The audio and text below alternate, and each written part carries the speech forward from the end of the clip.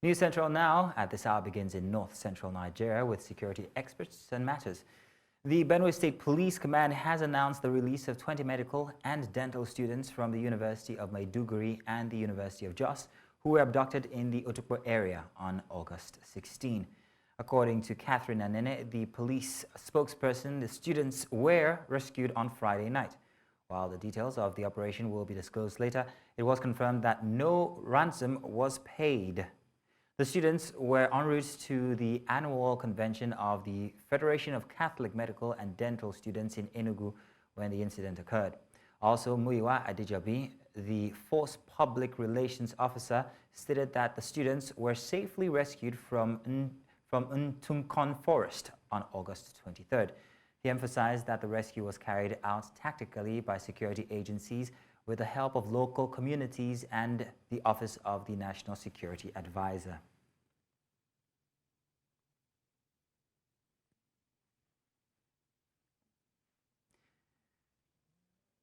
Now joining us to have this conversation is Nkotara Ikpanibo, who's a security expert. You're welcome, Nkotara. Good to have you here on the show this afternoon.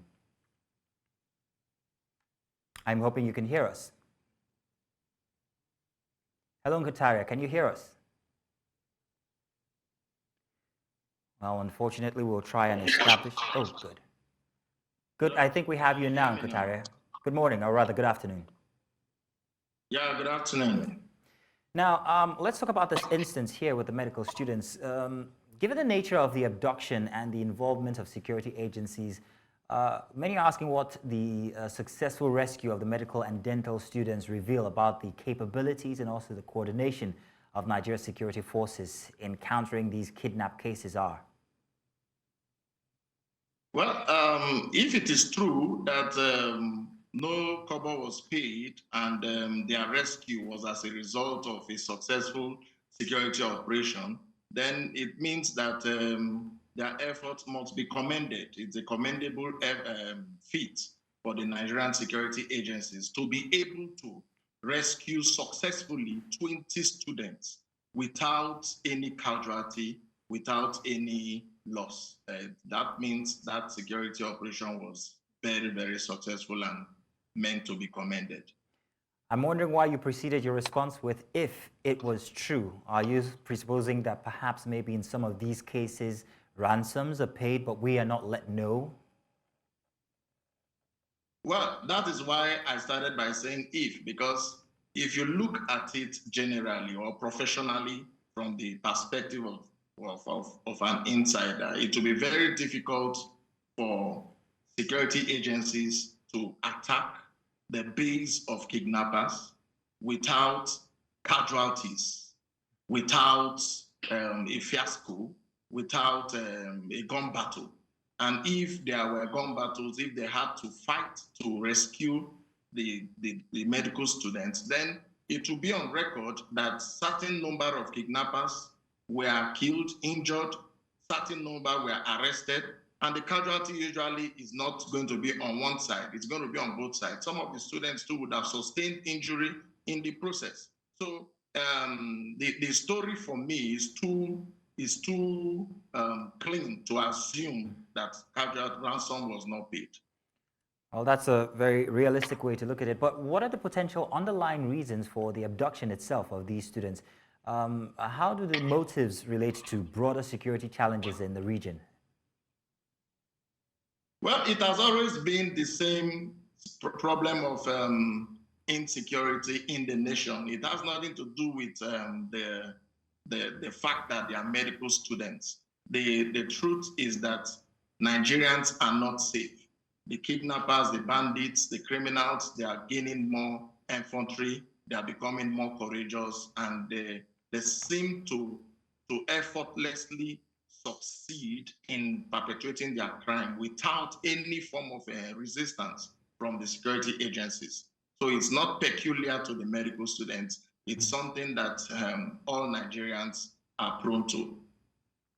So the challenge now is that if nobody was arrested, if no casualties were sustained on the other side, that there might be focus on these kinds of travels or these kinds of communities, like students traveling or even other communities as well. So how can Nigerian security agencies improve their strategies and tactics to prevent and also respond to future kidnapping incidents of the sort? Okay, that's what we have been advocating all this while. We should look at securing Nigeria as a comprehensive task that should be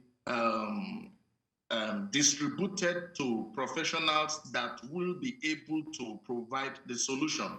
If you depend only on the government agencies, first of all, their number is grossly inadequate. Then their approach and strategy has not yielded the desired result. So there is need to bring in professionals within the country and outside the country for very serious brainstorming session that will lead to a strategy that will prevent these things from happening.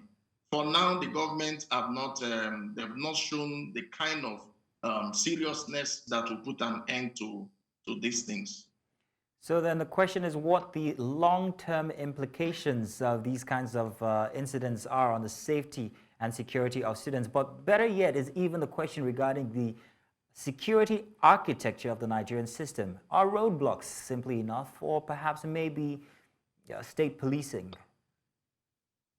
State policing is the way. State policing is the way. We have argued, or even on media several times, that the various state governors, they understand the terrain that they are operating in. I am in Plateau State. It is a mountainous state. So if you want to be able to provide security for Plateau citizens, Plateau State indigents, and the people in Plateau State, you need to focus on the aspect of security training that covers mountainous operations. So if that's a specialized training. It's not the general training for security operatives. So if the Plateau State government are allowed to control the state police within their state, they will focus on the training that will give them the desired result in their terrain.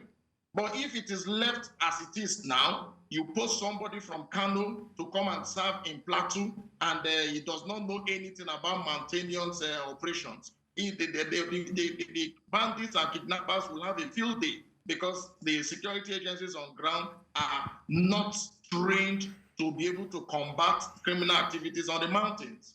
So state policing is the way out if you really want to put an end to these things that are happening in the country. So in Qatar, what would be your advice to communities who are on the road or traveling, maybe institutions, even campuses, regarding these security implications that they might have to face if they have to move from one place to the other, or even are stationary?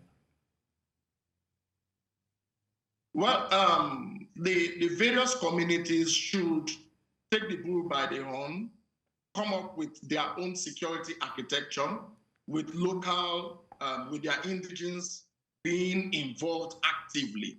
The various chiefs and world heads and the traditional rulers should mobilize the youths, the vigilantes, to coordinate security operations that will provide safety for them. And in events that they are being overpowered, they can liaise with the other security agencies for firepower. But to mount surveillance, I think the locals, in collaboration with their traditional leaders, could arrange a form of security network that can mount surveillance within their territory. Well, Inkotarek Padibo, thank you very much for joining us today on the news. We appreciate that. Thank you. Thank you for having me.